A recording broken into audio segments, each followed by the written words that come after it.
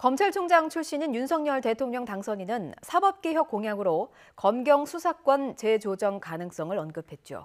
부실 수사와 수사 지연을 막기 위한 취지라고 설명했지만 경찰 내부에선 검찰의 수사권 확대로 이어지는 것 아니냐는 우려도 나옵니다. 윤혜리 기자의 보도입니다.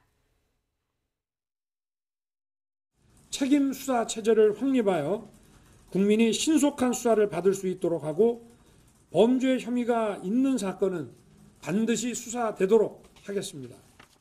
윤석열 대통령 당선인은 사법개혁 공약으로 책임 수사제를 약속했습니다. 지금까지는 경찰이 송치한 사건에 대해 수사가 미진하다고 판단되면 경찰에 다시 보완 수사를 요구했지만 앞으로는 검찰이 직접 보완 수사를 하도록 하겠다는 겁니다. 또 경찰이 재수사까지 거쳐 자체 종결한 사건이라도 검찰이 범죄 혐의가 있다고 판단하면 송치를 요구할 수 있도록 하겠다는 뜻도 밝혔습니다. 경찰이 처리한 사건을 검찰이 다시 들여볼 수 있는 권한을 강화하겠다는 건데 윤 당선인은 부실 수사를 막기 위한 취지라고 설명했습니다.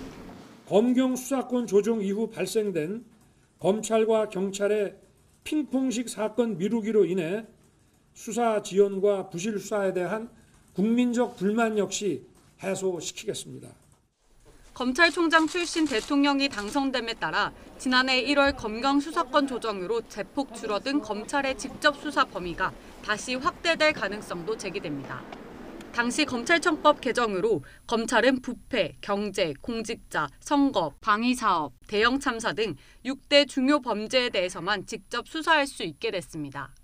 하지만 6대 중요 범죄의 구체적인 내용은 대통령령으로 규정돼 있어 행정안전부 장관 협의와 국무회의를 거쳐 얼마든지 개정할 수 있습니다. 이 때문에 경찰 내부에선 수사 기소 분리로 균형을 잃어가던 검경의 협력 관계가 검찰의 직접 수사 강화와 함께 다시 수직 관계로 회귀할 수 있다는 우려도 나오고 있습니다. 다만 현 정부의 검경 수사권 조정은 법 개정을 통해 진행된 만큼 이전으로 되돌리려면 국회 의결을 거쳐야 해 현실적으로 어렵다는 관측이 지배적입니다. 현실적으로 민주당이 170석 이상을 차지하고 있기 때문에 윤석열 당선자도 동의를 했기 때문에 명목상이나 사실상으로 법을 다시 재개정하는 것은 한계가 있지 않나. 나아가 검경 수사권 조정이 정치적 사안으로 변질되면서 집권당에 따라 법과 제도가 계속 바뀌는 게 바람직하지 않다는 지적도 나옵니다. YTN 윤혜리입니다.